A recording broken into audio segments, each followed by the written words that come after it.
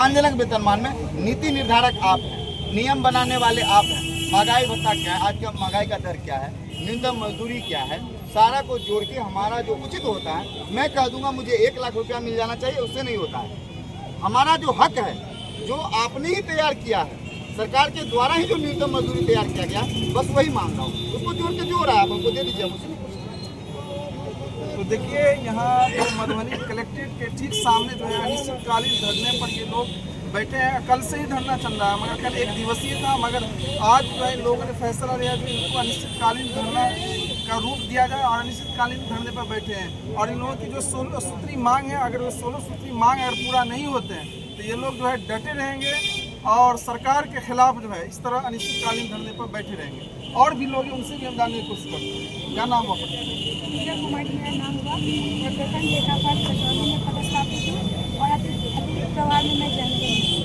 मैं आप लोग के माध्यम से ये कहना चाहूँगी कि हम लोग का जो लास्ट वेतन पुनरीक्षण हुआ था वो 2018 में हुआ था। उसके बाद 2025 में अभी चल रहा है। इस विगत 7 वर्ष को मेरे तक किसी भी तरह का मानदेय रिजर्वेशन नहीं किया गया, जो बहुत ही शर्मनाक विषय है।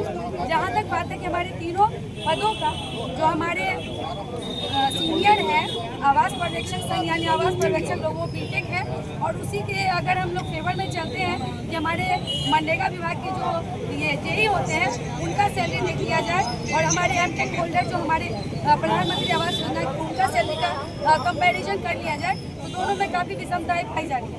सेम उसी तरह अगर हम प्रखंड लेखापाल का कंपैरिजन करते हैं मनरेगा के लेखापाल से, तो दोनों के सैलरी के बीच मिनिमम 10,000 रुपये का अंतर है, जो काफ़ी खेद का विषय है। इसी तरह हम लोग अगर आवास कर्मी को लें तो PRS है, समकक्ष है, तो हम बस सरकार के साथ निवेदन करेंगे कि दोनों का विभाग जब एक है तो दोनों के सैलरी की समानता होनी चाहिए और दोनों का सैलरी बिल्कुल समानता वे में ही चलना चाहिए, कुछ भी विषमता नहीं होना चाहिए। धन्यवाद। सरकार कर रही है जो महिलाओं को बहुत सम्मान किए हैं, 1100 से 400 से 1100 रुपया करती है। ये जो 400 से 1100 रुपया की करती है वृद्धा विधवा पेंशन की है। उसको लेकर क्या कहना चाहेंगे? बहुत अच्छी बात है। नहीं, जिस हिसाब से महंगाई की दर बढ़ रही है, सभी चीज का दर बढ़ जा रहा है। जब परमानेंट कर्मी का हर तरह का वेतन भत्ता हो या HRA मिलता हो उसे, या फिर उसको अदर अलाउंसेज मिलता है, मेडिकल अलाउंसेज मिलता है, ये सारे अलाउंसेज वगैरह जितना भी भत्ता है केवल सरकारी कर्मचारी के लिए क्यों, हमारे संविदा कर्मचारी को वो भत्ता क्यों नहीं मिलता? हम लोग को जो वेतनमान कर्मचारी को जितनी सारी सुविधाएं मिलती है, आखिर संविदा कर्मचारी के साथ विषमता क्यों पाई जा रही है? दोनों में भेदभाव क्यों किया जा रहा है? जब भी भेदभाव हो तो दोनों के साथ, अगर नहीं हो तो किसी के साथ नहीं हो।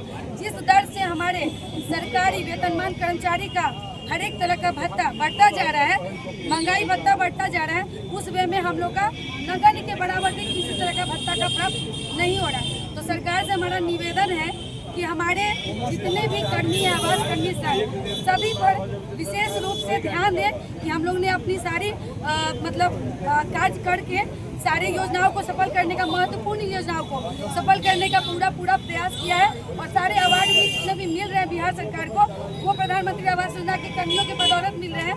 तो हमारा सरकार से गुहार है कि हम लोग के जो ये अनिश्चितकालीन हड़ताल हम लोग कर रहे हैं, उस पर आप लोग हम लोग पर विशेष ध्यान दें, और 16 सूत्री मांगों पर जो हम लोग ने चर्चा किया है उस चर्चा पर विशेष रूप से ध्यान देना, अन्यथा हम लोग अनिश्चितकालीन हड़ताल से वापस नहीं आएंगे और नहीं आएंगे।